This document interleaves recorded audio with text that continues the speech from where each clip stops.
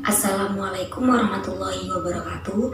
Perkenalkan, nama saya Farah Kornatin Nabilah, NIM E2019-269, Prodi Ekonomi Syariah 2. Di sini saya akan mereview materi tentang pendapatan nasional.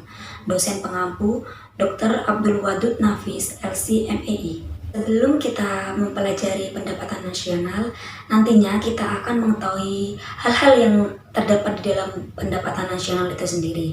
Yang pertama, kita dapat mengetahui pengertian dari pendapatan nasional. Yang kedua, kita mengetahui konsep pendapatan nasional.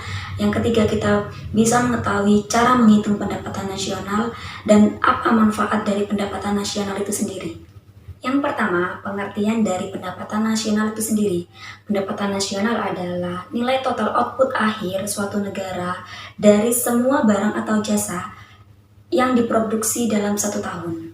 Yang kedua, saya akan membahas tentang konsep pendapatan nasional. Di dalam konsep pendapatan nasional ada 6 komponen di dalamnya. Yang pertama, produk domestik bruto atau disebut dengan GDP. Pengertian dari GDP itu sendiri yaitu jumlah barang atau jasa yang dihasilkan oleh unit-unit produksi dalam batas wilayah suatu negara dalam satu tahun. Rumus dari GDP itu sendiri yaitu pendapatan masyarakat dalam negeri ditambah pendapatan masyarakat asing luar negeri. Yang kedua yaitu produk nasional bruto atau disebut dengan GNP. Pengertian dari GNP itu sendiri yaitu nilai barang atau jasa yang dihasilkan oleh suatu negara atau nasional dalam satu tahun, termasuk yang dihasilkan oleh warga negara tersebut di luar negeri. Rumus dari GNP itu sendiri yaitu pendapatan masyarakat, pendapatan WNI dalam negeri ditambah pendapatan WNI di luar negeri, dikurangi pendapatan asing dalam negeri. Yang ketiga yaitu produk nasional neto atau disebut dengan NNP. Pengertian dari NNP itu sendiri yaitu produk nasional kotor atau GNP dikurangi penyusutan barang modal. Rumus dari NNP itu sendiri yaitu GNP dikurangi D atau depresiasi atau penyusutan barang modal. Yang keempat yaitu pendapatan nasional neto atau NNI. Pengertian dari NNI itu sendiri yaitu pendapatan yang dihitung menurut jumlah balas jasa yang diterima oleh masyarakat sebagai faktor produksi. Rumus dari NNI itu sendiri yaitu NNP dikurangi dengan pajak tidak langsung. Apa sih yang dimaksud dengan pajak tidak langsung? Pajak tidak langsung yaitu pajak yang bebannya bisa dialihkan kepada pihak lain, contohnya pajak hadiah, pajak penjualan, dan lain sebagainya.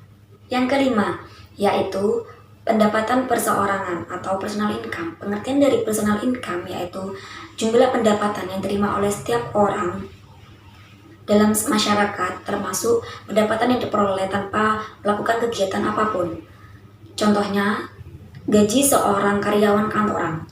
Rumus dari PI atau personal income yaitu NNI dikurangi pajak perusahaan, dikurangi iuran, dikurangi laba ditahan, dan ditambah oleh transfer payment. Yang keenam yaitu disposable income atau DI, yaitu pendapatan yang siap untuk dimanfaatkan guna membeli barang atau jasa konsumsi dan selebihnya menjadi tabungan yang disalurkan menjadi investasi. Rumus dari DI yaitu PI dikurangi pajak langsung. Pajak langsung yaitu pajak yang bebannya tidak bisa dialihkan kepada pihak lain, seperti pajak pendapatan. Yang keempat, manfaat perhitungan pendapatan nasional. Ada beberapa manfaat yang terdapat di dalam pendapatan nasional itu sendiri. Yang pertama, kita dapat mengetahui tingkat kemakmuran negara. Yang kedua, mengevaluasi kinerja perekonomian dalam skala tertentu. Yang ketiga, kita dapat mengukur perubahan ekonomi dalam suatu negara secara berkala. Yang keempat, sebagai indikator perbandingan kinerja antar negara, dan lain sebagainya. Di sini saya akan menjelaskan 3 model pendekatan. Yang pertama, model pendekatan nilai produksi. Yang kedua, model pendekatan pendapatan. Yang ketiga, model pendekatan pengeluaran. Yang pertama yaitu model pendekatan nilai produksi, yaitu menjumlah barang atau jasa yang diproduksi oleh seluruh usaha baik BUMN atau UMKM pada suatu negara dalam setahun. Rumus dari model pendekatan nilai produksi yaitu Y sama dengan P1 dikali Q1 ditambah P2 dikali Q2 ditambah P3 dikali Q3 ditambah seterusnya dalam kurung P N dikali QN. Yang kedua yaitu model pendekatan pendapatan, yaitu menghitung jumlah pendapatan dari faktor produksi yang memberi sumbangan terhadap proses produksi. Rumus dari model pendekatan pendapatan yaitu Y sama dengan W ditambah R ditambah I ditambah P. Y yang artinya pendapatan nasional, W yang artinya upah atau gaji, R yang artinya sewa, I yang artinya bunga, P yang artinya profit atau keuntungan. Yang ketiga yaitu metode pendekatan pengeluaran, yaitu jumlahkan semua pengeluaran dari rumah tangga, perusahaan, pemerintahan, dan masyarakat pada periode tertentu.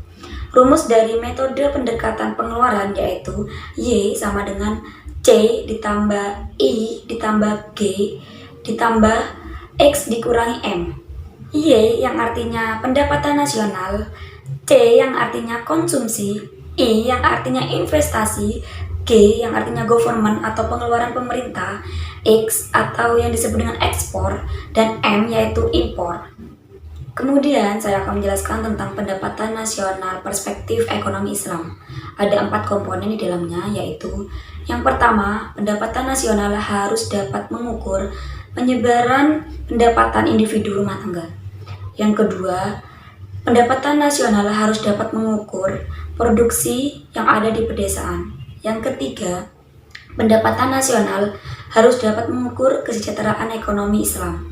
Yang keempat, perhitungan pendapatan nasional sebagai ukuran kesejahteraan sosial Islami melalui pendugaan nilai santunan antar saudara dan sedekah. Kemudian saya akan menjelaskan tentang sumber-sumber pendapatan nasional dalam ekonomi Islam. Ada 9 komponen di dalamnya.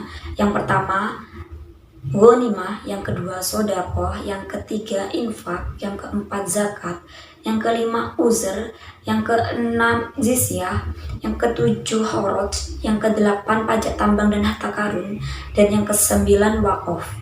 Itu saja yang dapat saya jelaskan, kurang lebihnya mohon maaf. Wallahul muwaffiq ila aqwamit thoriq. Wassalamualaikum warahmatullahi wabarakatuh.